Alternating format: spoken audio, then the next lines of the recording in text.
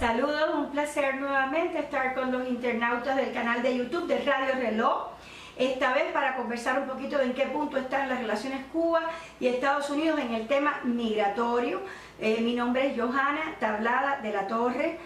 Soy la subdirectora general de Estados Unidos de la Cancillería de Cuba, del Ministerio de Relaciones Exteriores. Y con mucho gusto les puedo compartir que en este momento se puede afirmar de que existe un avance en cuanto al sostenido incumplimiento por parte de Estados Unidos durante 5 años de los acuerdos migratorios, el cierre injustificado de la Embajada de Estados Unidos, del consulado, completamente del consulado estadounidense en La Habana, a partir de aquellas acusaciones extravagantes y falsas de que se habían producido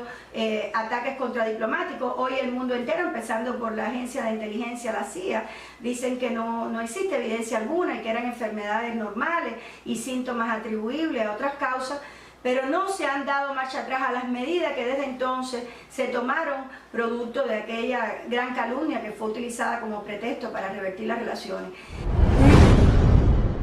En este año 2022, después de la ronda migratoria celebrada entre Cuba y Estados Unidos por primera vez desde 2018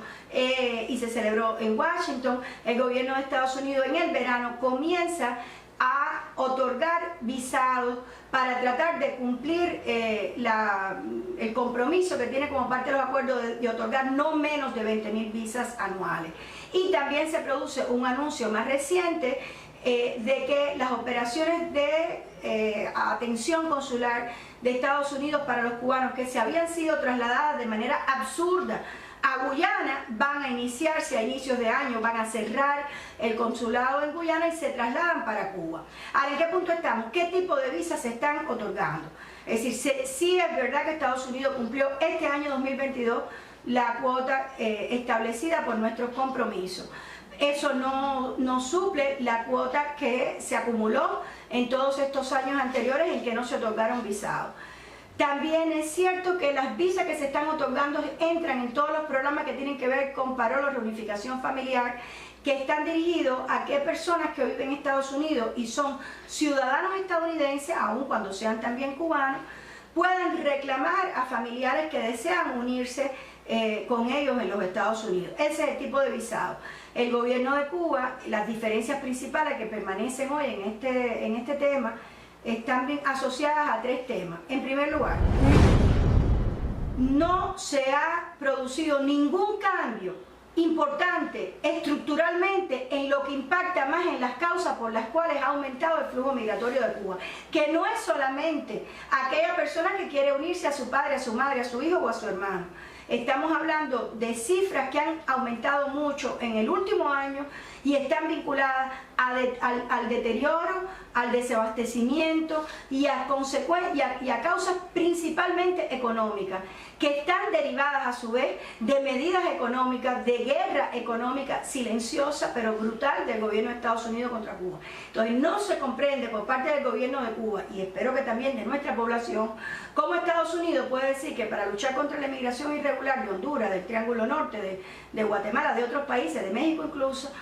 hay que invertir en las causas y hay que tratar de eliminar las causas y hacer más inversión social y ayudar a esos países a desarrollarse, que es verdaderamente lo que hace que una persona decide emigrar y emprender una nueva vida en otro país. Y en el caso de Cuba se hace todo lo contrario. Todas las medidas que se aplican contra Cuba hoy van dirigidas a hacer colapsar la economía de Cuba, hacer más difícil la vida de nuestra población, y esa es una diferencia sustancial que abordamos aquí cuando se celebraron recientemente, en noviembre, otra ronda de conversaciones migratorias. La otra diferencia que nosotros tenemos es que no se están otorgando visas de no inmigrantes. Muchas personas hoy están pidiendo visas de inmigrantes para irse a vivir con su familia, porque ya no pueden visitar a Estados Unidos como lo hacían antes. Podemos decir tranquilamente que más de 200.000 cubanos viajaban y volvían de Estados Unidos cuando esas visas, se acuerdan, de 5 años o de una ocasión, pero cuando existía esa posibilidad de visitar a la familia, las personas no tenían que salir definitivamente para acompañar a un familiar, para estar en un hospital, para asistir a un nacimiento o a una novedad o a un evento feliz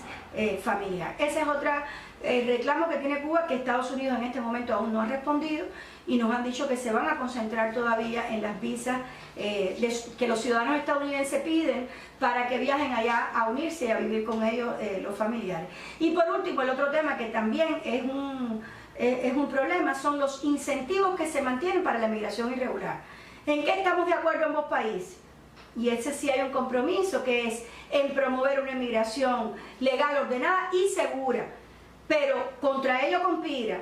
la permanencia de las medidas extremas de máxima presión de Trump, que van dirigidas a que las personas, si usted hace cosas para que usted no pueda desarrollarse normalmente, para que usted tenga que hacer 6 y tantas horas de cola, para que usted no pueda adquirir sus alimentos correctamente, para que usted tenga desabastecimiento incluso de electricidad y de bienes básicos y dificultad para la transportación, para la iluminación, como son esas listas medievales de petróleo, por supuesto que más personas se van a ir, y si además tienen el incentivo de que los cubanos somos los únicos que de llegar a Estados Unidos tienen un tratamiento privilegiado porque no se ha estado cumpliendo tampoco la parte del acuerdo que tiene que ver con la no admisión de personas que llegan a la frontera sur de Estados Unidos. Entonces esa es la situación. Nos hemos puesto de acuerdo recientemente en reanudar los vuelos de deportables que deben iniciarse en una fecha muy próxima. Personas que no son admisibles a Estados Unidos los repatria, de acuerdo a lo que establecimos cuando se eliminó aquello de pies secos, pies mojados.